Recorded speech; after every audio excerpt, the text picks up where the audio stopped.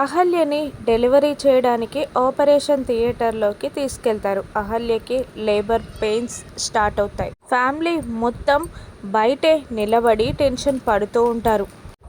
అతిథిని డెలివరీకి వద్దన్న గౌతమ్ పైన అహల్య పైన కోపం, పగ తీర్చుకోవడానికి ఎలాగైనా గౌతమ్ని సొంతం చేసుకోవడానికి కన్నింగ్ ప్లాన్ వేస్తుంది అతిథి. ట్రాన్స్ఫార్మర్ దగ్గరికి వెళ్ళి, డెలివరీ కోసం థియేటర్లోకి వెళ్ళావు కదా అహల్య, అసలు కరెంట్ ఉంటే కదా నీకు డెలివరీ జరిగేది. అంతా చీకటి చేస్తాను. నీకు డెలివరీ ఎలా అవుతుందో నేను కూడా చూస్తాను. ఆ చీకట్లోనే నువ్వు, నీ కొడుకు ఇద్దరు కూడా నరకానికి వెళ్తారు అని అంటూ ఒక కర్ర తీసుకొని ట్రాన్స్ఫార్మర్ మీదికి విసిరేస్తుంది అతిథి. దాంతో ట్రాన్స్ఫార్మర్లో మంటలు మొదలై హాస్పిటల్ మొత్తం కరెంటు పోతుంది. అంతా చీకటైపోతుంది. ఇక డెలివరీ చేస్తున్న డాక్టర్ బయటికి వచ్చి, గౌతమ్ ఇంకా కరెంట్ రాలేదేంటి, జనరేటర్ ఆన్ అవ్వలేదేంటి అని అంటూ ఉండగా గౌతమ్ కంగారుగా, మేడం జనరేటర్లో డీజిల్ అయిపోయింది మేడం అని టెన్షన్గా చెప్తూ ఉంటాడు. ఇక ఆపరేషన్ థియేటర్లోకి గౌతమ్ కూడా వెళ్తాడు అహల్యకి నార్మల్ డెలివరీ చేయడానికి. అహల్య పెయిన్స్తో బాధపడుతూ ఉంటుంది. పుష్ అహల్య అని అంటూ ఉంటుంది డాక్టర్.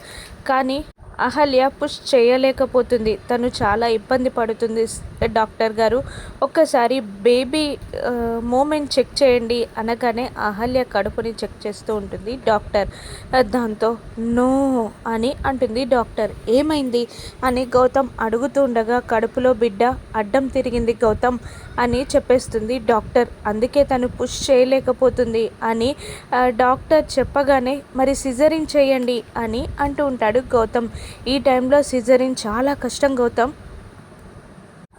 సరే ఎలాగైనా నార్మల్ డెలివరీ చేయడానికి ట్రై చేద్దాం అని అంటూ, అహల్య ఇప్పుడు అంతా నీ చేతుల్లోనే ఉంది, కాస్త ఓర్చుకొని పుష్ చేయడానికి ట్రై చేయి, బేబీ మూమెంట్ని మార్చుదాం అని అంటూ ఉంటుంది డాక్టర్. కానీ నొప్పులతో బాధపడుతున్న అహల్య స్పృహ తప్పిపోతుంది.